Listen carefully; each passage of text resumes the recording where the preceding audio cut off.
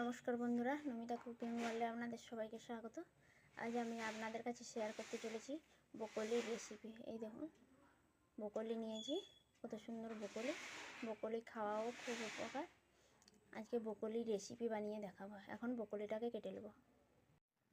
এই দেখুন, এইখানে ব্রোকলিটাকে ঠিক এইভাবে কেটে নিয়েছি। বিনস, গাজর আর আলু আর গাজরকে এইভাবে লম্বা লম্বা করে কেটে নিয়েছি। এবার তরকারিটা বসিয়ে দেবো। কড়াই বসিয়ে দিয়েছি। প্রথমে আমি গাজর, বিনস আর আলুটাকে ভেজে নেব। কড়াইতে প্রথমে রিফাইন তেল দিয়ে দেবো। তেলটা গরম হয়ে গেছে, বিনসটা দিয়ে দেবো। একবারে গাজর আর আলুটাকেও দিয়ে দেবো।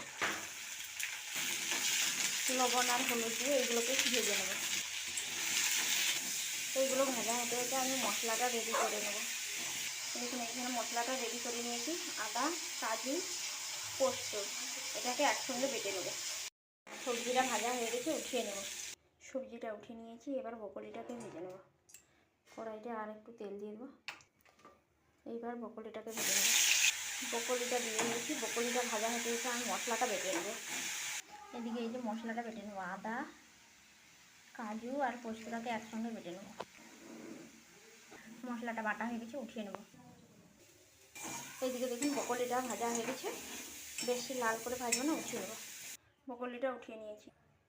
ব্রোকলির তরকারি নিরামিষই ভালো লাগে। কড়াইতে তেল দিয়ে দেবো।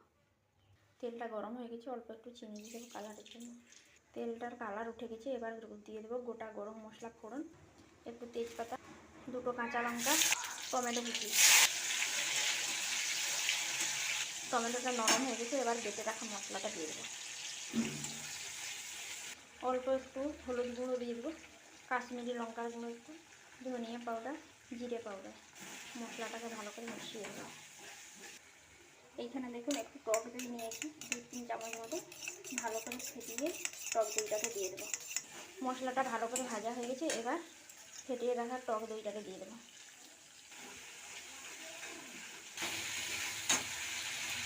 এবার মটরশুঁটিটাকে দিয়ে দেবো। সব কিছু ভালো করে কষানো হয়ে গেছে, এবার ভেজে রাখা সবজিগুলোকে দিয়ে দেবো। সবজিটাকে একটু ভালো করে কষিয়ে নেবো। কষানো হয়ে গেছে, এবার জল দিয়ে দেবো। জল দেওয়া হয়ে গেছে, এবার পরিমাণ মতো একটু লবণ দিয়ে দেবো। নাড়িয়ে চাড়িয়ে ঢাকা দিয়ে দেবো সেদ্ধ হওয়ার জন্য। তরকারিটা হলো নাকি দেখে নিচ্ছি। দেখুন, তরকারিটা হয়ে গেছে, সবই সেদ্ধ হয়ে গেছে একদম। এরপরে একটু স্বাদ লাগার জন্য অল্প একটু চিনি দিয়ে দেবো। চিনিটা দিয়ে দিয়েছি, ফুটে গেলেই নামিয়ে নেবো। হয়ে গেছে, এবার নামিয়ে নেবো। উপর থেকে একটু ঘি দিয়ে দিচ্ছি।